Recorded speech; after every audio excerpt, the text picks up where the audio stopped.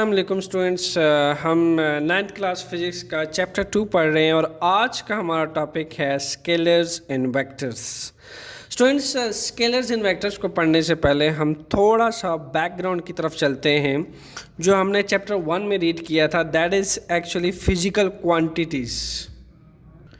So physical quantities में हमने इस चीज़ को रीड किया था कि वो तमाम क्वांटिटीज़ जिनकी पैमाइश की जा सकती हो, जिसको मेजर किया जा सकता हो, ऐसी तमाम क्वांटिटीज़ फिजिकल क्वांटिटीज़ कहलाती हैं। बट कुछ ऐसी क्वांटिटीज़ भी होती हैं जिनको पैमाइश नहीं किया जा सकता, जैसे कि feelings, emotions, love, hated. So these all are the quantities which can not be made, but all those quantities which can be made is known as physical quantities. अब स्टूडेंट्स, फिजिकल क्वांटिटीज़ को अगर हम देखें तो physical quantities तो बहुत सारी हैं। इन्हीं फिजिकल क्वांटिटीज़ में आपको कुछ ऐसी क्वांटिटीज़ भी मिलेंगी जिनको हम कहते हैं स्केलर क्वांटिटीज़, और कुछ ऐसी क्वांटिटीज़ हैं जिनको हम कहते हैं वेक्टर क्वांटिटीज़। ये तो अब आपको डिटेल से पता चलेगा कि हम क्यों स्केलर क्वांटिटीज़ को वेक्टर क्वांटिटी से डिफ्रेंशिएट करते हैं। एंड सेकेंड थिंग, हम फिजिकल क्वांटिटीज़ को क्यों टू मोर क्वांटिटीज़ में डिवाइड करते हैं। देखें, हमारे पास स्टूडेंट्स कुछ क्वांटिटीज़ ऐसी हैं जिसमें हमें सिर्फ और सिर्फ मैग्नीट्यूड बताने से एक्सप्लेन हो जाती है, सिर्फ और सिर्फ उनकी न्यूमेरिक वैल्यू बताने से एक्सप्लेन हो जाती हैं। ऐसी क्वांटिटीज़ हमारे पास स्केलर क्वांटिटीज़ कहलाती हैं। यानी अगर मैं कह दूं कि स्केलर क्वांटिटीज़ में हमें सिर्फ और सिर्फ किस चीज़ की ज़रूरत पड़ती है, न्यूमेरिक वैल्यू या फिर मैग्नीट्यूड ओनली, तो हम ये कह सकते हैं scalar quantities are those which can be explained by magnitude only. ठीक है, जैसा कि फॉर एग्जांपल मेरे पास अगर किसी भी ऑब्जेक्ट का लेंथ है, ठीक है, 5 metre, let's suppose length of any object मैंने मेजर किया है, ठीक है, and that is about 5 metre.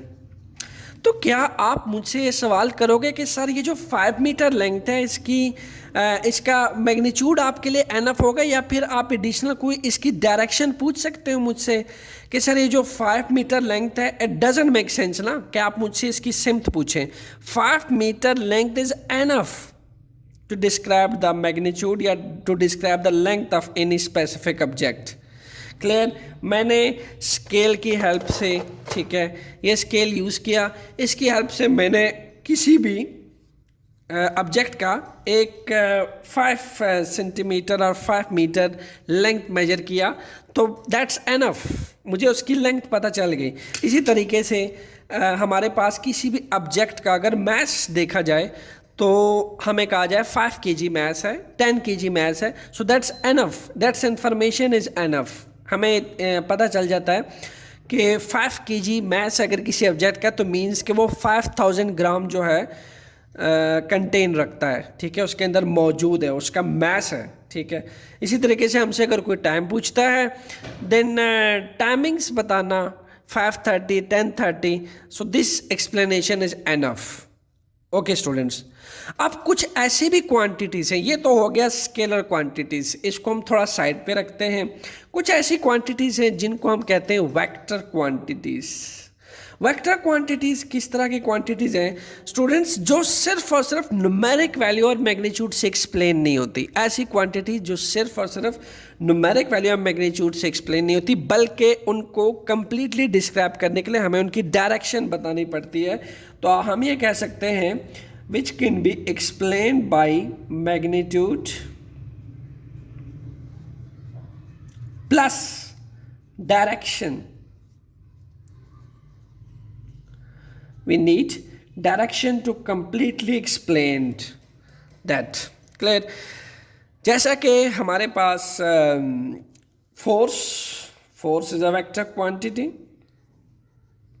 अब अगर आपको फोर्स का ऐसा यूनिट याद हो, तो आप अगर किसी को कहोगे कि इसका मैग्नीट्यूड है, किसी ऑब्जेक्ट पे आपने फोर्स लगाया, ठीक है, किसी भी ऑब्जेक्ट पे आपने फोर्स अप्लाई किया और उसका मैग्नीट्यूड है 5 न्यूटन, तो क्या is that enough? No, it's not enough. आपसे नेक्स्ट क्वेश्चन होगा कि ये जो 5 न्यूटन फोर्स आपने अप्लाई किया है, it apply in which direction, in up, down, right, left. Obviously he will ask to you कि इसकी डायरेक्शन क्या थी फोर्स की, ठीक है, because it's a vector quantity, it's completely explain by magnitude plus direction. Similarly आपसे एक second vector quantity share करते हैं, वेलोसिटी। नाउ वेलोसिटी की अगर बात की जाए तो इट्स अ वेक्टर क्वांटिटी।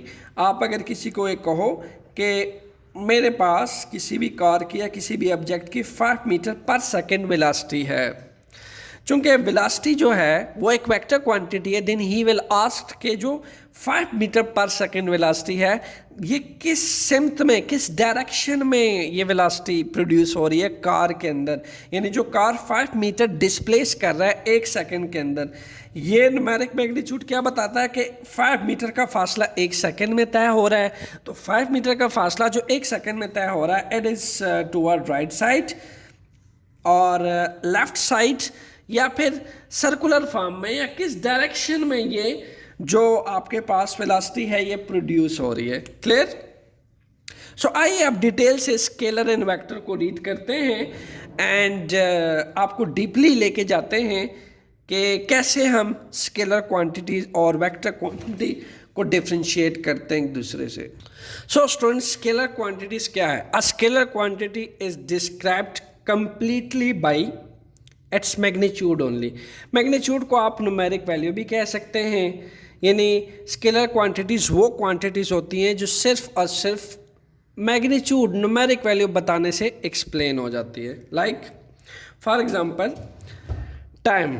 सबसे पहले एग्जांपल यहाँ पे हमने मेंशन की टाइम की। स्टूडेंट्स, अगर देखें मेरे पास एक स्टॉप वॉच है, ठीक है, जिसमें आपको नज़र आ रहा होगा टाइम इस वक्त 11:05 o'clock हो रहे हैं इसमें। सो 11:05 AM ये बता रहा है कि सुबह के 11:06 हो रहे हैं इस टाइम। क्या कोई क्वेश्चन बनता है मज़ीद पूछने का कि ये अदर इट्स ये टाइम किस सिमत में हो रहा है, किस डायरेक्शन की तरफ जा रहा है, किस सिमत में जा रहा है? नो ना, it doesn't make sense. So that's why 11 hours and 6 minutes ये शो कर रहे हैं कि this explanation is enough. Clear? So that's why time is a scalar quantity, because ये किस चीज़ से डिस्क्राइब हो जाता है, ये कंप्लीटली सिर्फ और सिर्फ मैग्नीट्यूड या न्यूमेरिक वैल्यू बता देने से क्या हो जाता है, एक्सप्लेन हो जाता है। So time is a scalar quantity. Second चीज distance. Students, what about distance? अब डिस्टेंस को आप किस चीज़ से मेयर करते हैं? डिस्टेंस को आप स्केल से मेयर कर सकते हैं। 2 पॉइंट्स के दरमियान का फासला स्केल से मेयर किया जा सकता है, ठीक है। ये हमारे पास सेंटीमीटर में स्केलिंग हुई भी है। अगर मुझे कह दिया जाए कि आप सिर्फ और सिर्फ इस 2 पॉइंट्स के दरमियान का फासला नापें, ठीक है, ये पॉइंट ए है and this one is point B, और मुझे ये कह दिया जाए कि आप ये फासला मेजर करें, तो मैं उसको कह सकता हूँ कि ये ऑलमोस्ट ये जो डिस्टेंस बनता है दैट इज़ अबाउट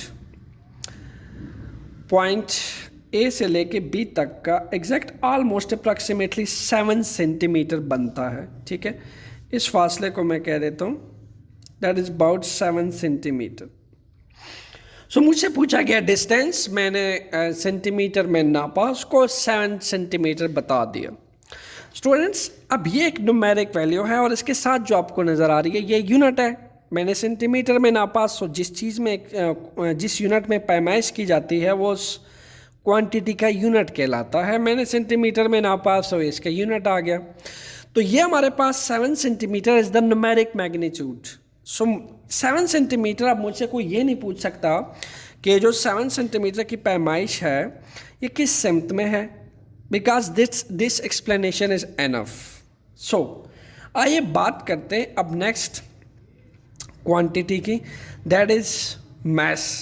मेरे पास स्टूडेंट्स एक मेटालिक बॉल है, ठीक है, दिस वन। सपोज किया कि इस मेटालिक बॉल का जो मास है वो मैंने मेजर किया, क्लियर। इस मेटालिक बॉल का मास मैं किया तो मेरे पास मास आ गया ऑलमोस्ट 20 kg।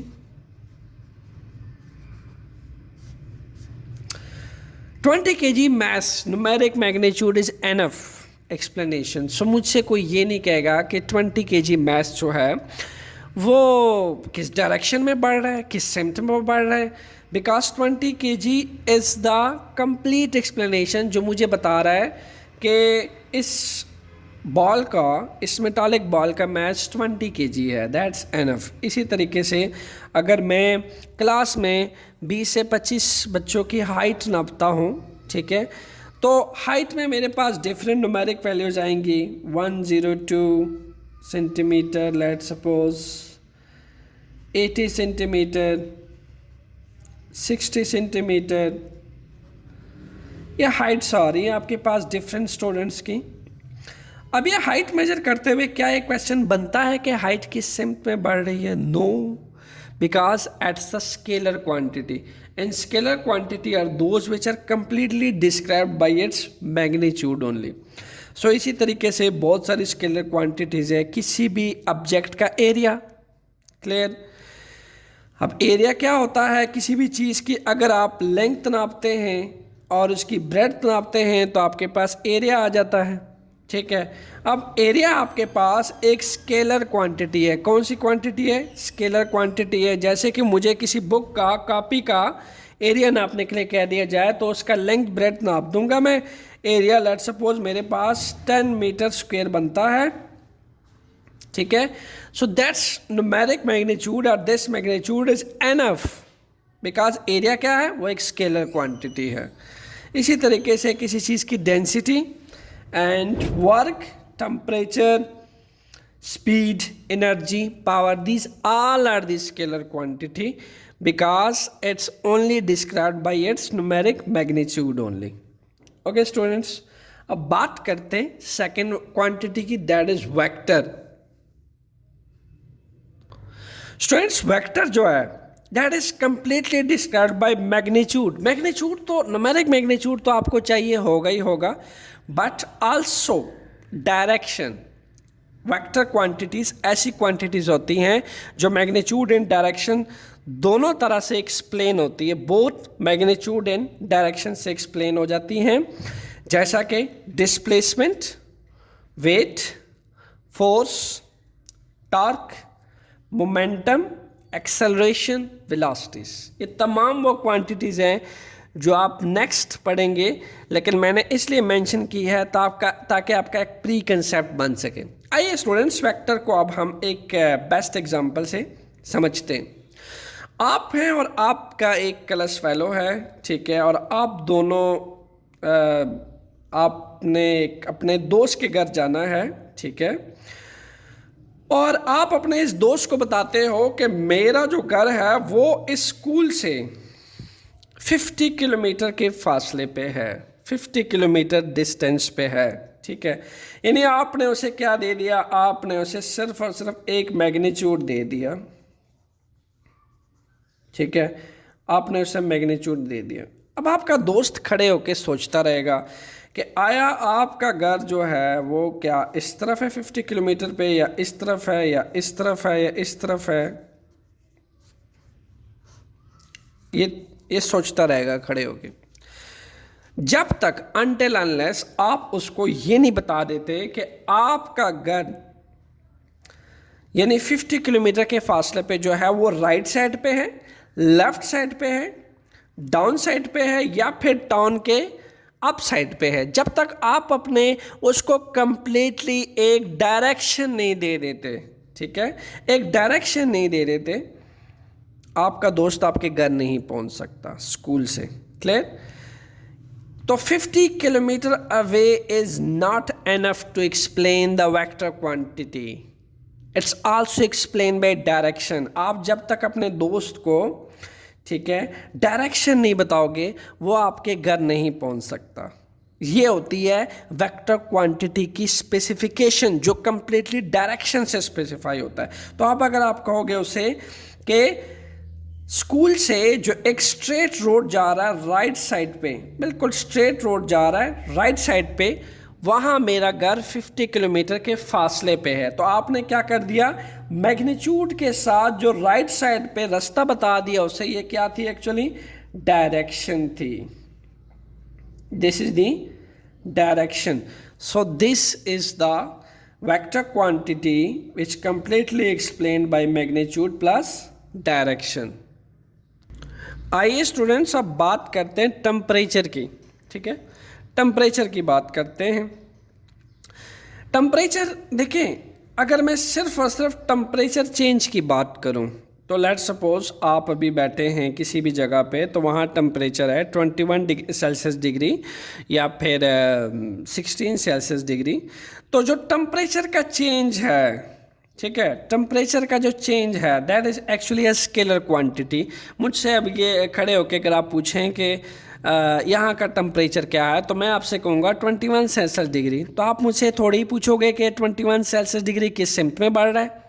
एक ख़ास रीजन का एक ख़ास टेम्परेचर होता है जहाँ इन्वायरमेंट या सराउंडिंग होती है, उस सराउंडिंग का एक ख़ास टेम्परेचर होता है जो कि सिर्फ न्यूमेरिक मैग्नीट्यूड बता देने से एक्सप्लेन हो जाता है।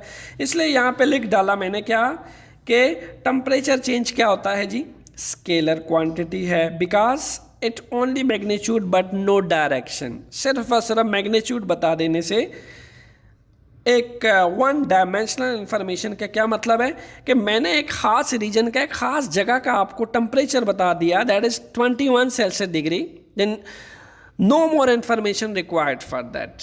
21 सेल्सियस डिग्री उस जगह का टेम्परेचर है। ठीक है, so it's a scalar quantity, सिर्फ मैग्नीट्यूड से एक्सप्लेन हो गया।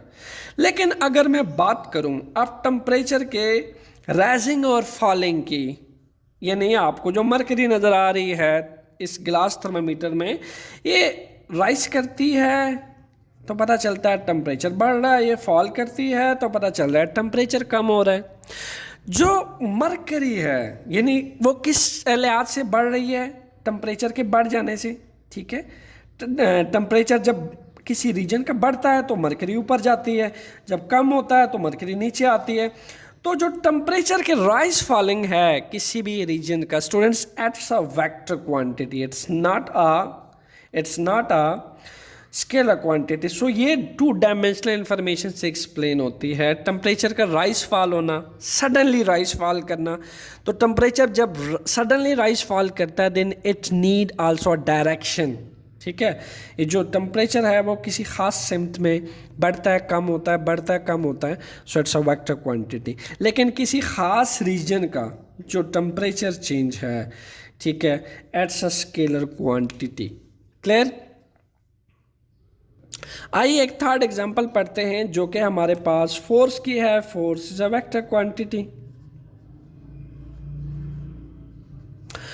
सो स्टूडेंट्स, फोर्स है, ये एक टेबल है, फिगर ए में देखा जा सकता है कि एक टेबल को खींचने को बोला जाता है। ठीक है, लाइक सबसे पहले फिगर बी पे गौर करें। ठीक है, फिर हम फिगर ए की तरफ चलते हैं।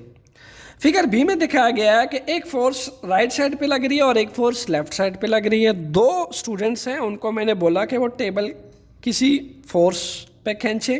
ठीक है, 2 F1 F2 फोर्सेस लगेंगी, जाहिर सी बात है। एक स्टूडेंट राइट साइड पे लगा रहा है, दूसरा लेफ्ट साइड पे लगा रहा है। तो आप बताइए क्या टेबल मूव करेगा? नो, बिकॉज अगर 10 न्यूटन फोर्स पॉजिटिव साइड पे लगती है तो 10 न्यूटन फोर्स नेगेटिव साइड पे लग रही है, तो नेट फोर्स क्या आएगी? 0। अच्छा जी, अब बात करते हैं फिगर ए की। अगर मैं कह रहा हूं कि आपने फोर्स लगानी है राइट साइड पे, राइट साइड पे लगानी है, मुझे इस टेबल को यहां डिस्प्लेस करना राइट साइड की तरफ, तो अब क्या होगा? F1 F2 force. ठीक है, अब 10 न्यूटन फोर्स और 10 न्यूटन फोर्स ऊपर की जानिब और नीचे की जानिब राइट साइड पे लगेगी। ठीक है, और टेबल को राइट साइड पे डिस्प्लेस किया जाएगा। तो इस टेबल की जो डिस्प्लेसमेंट है राइट साइड पे, इट्स अ वेक्टर क्वांटिटी ना। जो फिगर बी है वो क्या बता रहा था? वो ये बता रहा था कि चूंकि इनकी डायरेक्शन क्या थी, अपोजिट थी एक दूसरे की, सो टेबल रेस्ट पे था और नेट फोर्स 0 थी। लेकिन फिगर ये बता रही है कि 10 न्यूटन फोर्स जब दोनों ऐड अप हुए तो टोटल 20 न्यूटन फोर्स लगी एक ही तरफ और टेबल डिस्प्लेस हो गया। इसका मतलब क्या था कि फिगर ए में डिस्प्लेस इसलिए नहीं हुआ क्योंकि F1 F2 फोर्सेस ऑपोजिट थे और फिगर ए में दोनों ही सेम डायरेक्शन पे लग रहे। तो जो मैं बार बार वर्ड यूज कर रहा हूँ सेम डायरेक्शन ऑपोजिट फोर्सेस, ये क्या है? ये वेक्टर क्वांटिटी की स्पेसिफिकेशन बता रहा हूँ कि force need a direction, it's not only magnitude explain by magnitude. 10 newton is not enough to explain the force, we have to specify the direction. क्योंकि पहले केस में -10 न्यूटन इस तरफ को लगा प्लस 10 न्यूटन इस तरफ को लगा, सो नेट फोर्स क्या आया? बीच का फोर्स 0, डायरेक्शन अपोजिट था ना। सो जब दोनों का डायरेक्शन सेम हुआ, कुछ ऐसा हुआ F1 F2 का, तो आपने क्या देखा कि नेट फोर्स हमारे पास आया 20 न्यूटन और टेबल को डिस्प्लेस कर लिया हमने। इट मीन्स के it need direction. Clear? It doesn't only explain by magnitude. So ये तय हुआ कि जितनी फिजिकल क्वांटिटीज हमने मेजर की उसमें कुछ क्वांटिटीज तो सिर्फ न्यूमेरिक मैग्नीट्यूड बता देने से एक्सप्लेन हो जाती हैं, बट कुछ क्वांटिटीज डायरेक्शन बताने से वेल स्पेसिफाइड होती हैं, वेल एक्सप्लेन्ड होती हैं। अब चूंकि स्टूडेंट्स स्केलर और वेक्टर टू डिफरेंट क्वांटिटीज़ हैं, सो दैट्स वाई हम क्या करते हैं, हम स्केलर को वेक्टर से या वेक्टर को स्केलर से डिफ्रेंशिएट करने के लिए, ठीक है, एक दूसरे से मुख्तलिफ रिप्रेजेंट करने के लिए, ऑब्वियसली जब हम उनकी सिम्बॉलिक लिखेंगे, सिम्बल्स लिखेंगे, तो उनकी जो सिम्बॉलिकल रिप्रेजेंटेशन होती है वेक्टर की वो स्केलर से डिफरेंट होती है। मैं अगेन रिपीट करता हूँ, वेक्टर्स क्वांटिटी की सिम्बॉलिकली रिप्रेजेंटेशंस डिफरेंट होती है, ठीक है, किससे? स्केलर क्वांटिटी से। सबसे पहले तो आपको पता होना चाहिए कि हम स्केलर क्वांटिटीज़ को डिफ्रेंशिएट करते हैं, वेक्टर को स्केलर से डिफ्रेंशिएट करते हैं, बार डालते हैं वेक्टर क्वांटिटीज़ पे या फिर एरो का इस्तेमाल करते हैं, बार और एरो। बार कैसे यूज़ किया जाता है? जैसे कि आपके पास 3 किस्म की वेक्टर क्वांटिटी है जिनमें आपके पास फोर्स का सिंबल है, जिसमें आपके पास एक्सेलरेशन का सिंबल है, जिसमें आपके पास डिस्प्लेसमेंट का सिंबल है। अब इसको रिप्रेजेंट करने के लिए स्टूडेंट्स हम क्या करते हैं, या तो इसके ऊपर हम डालते हैं बार, दिस इज नोन एज बार, या फिर इन्हीं वेक्टर क्वांटिटीज को हम क्या करते हैं, हम इनको एरो का इस्तेमाल करते हैं इसके ऊपर, लाइक दैट।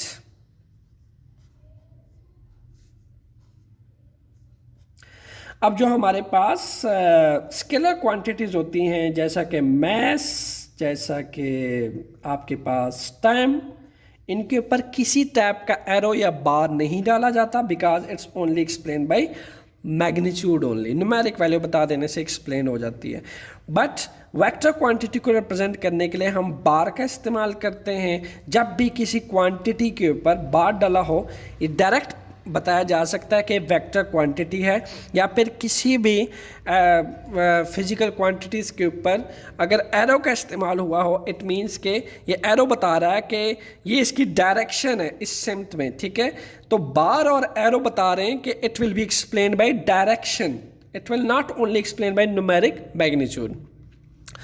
सो अगर हमें एक वेक्टर क्वांटिटी है, उसको अगर हमें ग्राफिकली रिप्रेजेंटेशन करनी हो, ये तो सिंबॉलिक रिप्रेजेंटेशन है, ये जो अभी आपने देखी, दिस इज नोन एज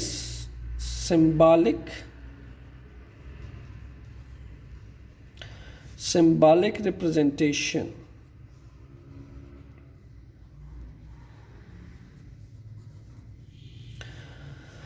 सो हम अब बात कर लेते हैं जी ग्राफिकल रिप्रेजेंटेशन की। ग्राफिकल रिप्रेजेंटेशन,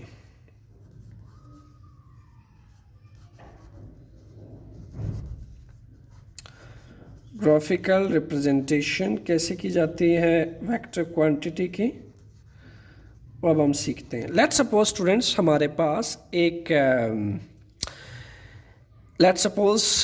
एक लाइन है, ठीक है, लाइन ए भी है,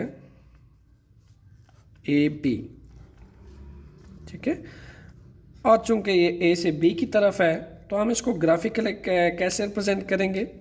हमारे पास इसका एक इनिशियल पॉइंट होगा ए और एक इसका फाइनल पॉइंट होगा बी।